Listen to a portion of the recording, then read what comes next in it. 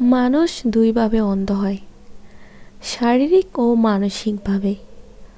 শারীরিক অন্ধত্ব বাড়তে থাকলে আমরা চোখে ঝাপসা দেখি, দেওয়ালে ধাক্কা খাই, গর্তে পা ফেলি, ভুল চিহ্নে ভোট দিয়ে আসি।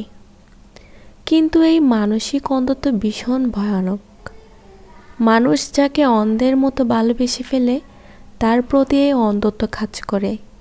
সেই মানুষটা 100 আঘাত করলেও আমরা মানতে পারি না সে এটা আমাদের সাথে করতে পারে। সে মানুষের মায়া মুখের দিকে তাকিয়ে কখনো ভাবতেই পারি না এই মানুষটাই একদিন প্রেমের নদী থেকে ঘৃণার সমুদ্রে ছুঁড়ে ফেলেছিল মুহূর্তে।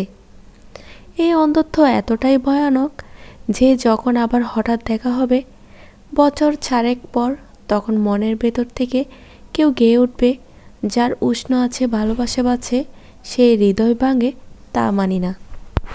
আপনার সন্তানকে অভাব শেখান।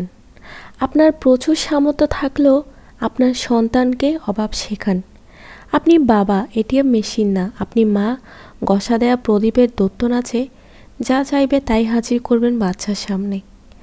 যা চাইবে তাই যদি হাজির করেন, আপনার বাচ্চার মানুষ হওয়ার সম্ভাবনা খুবই কম। সন্তানকে জীবনের মানে বোঝান, মানে কম ভালোবাসা না, বরং তাকে বেশি ভালোবাসা। কারণ আপনি যখন থাকবেন না দুনিয়ায়, কঠিন পথ তাকে একা চলতে হবে। আপনার সন্তানকে শেখান, চাইলে সব কিছু পাওয়া যায় না, সব কিছু পাওয়ার দরকারও নেই। কষ্টের মাধ্যমে অর্জিত জিনিসের মূল্য বোঝান। তাকে বোঝান সব কিছু ছাড়াও জীবন চলে, দৌড়ায়, উড়ে। উদাহরণস্বরূপ তাকে অনুপম রায়ের গান শোনান, সব পেলে নষ্ট জীবন। অভাবকে ভালোবাসতে হয়, তাতে অজ্ঞাত সারে স্বভাবটাও ভালো হয়। আসসালামু আলাইকুম এভরিওয়ান।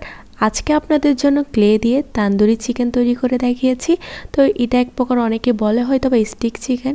তো আমি এখানে তৈরি করে ফেলেছি অনেকগুলো কথা বলতে বলতে। যদি ভিডিওটি ভালো লেগে থাকে তাহলে অবশ্যই লাইক কমেন্ট করে আপনার মতামত জানাবেন।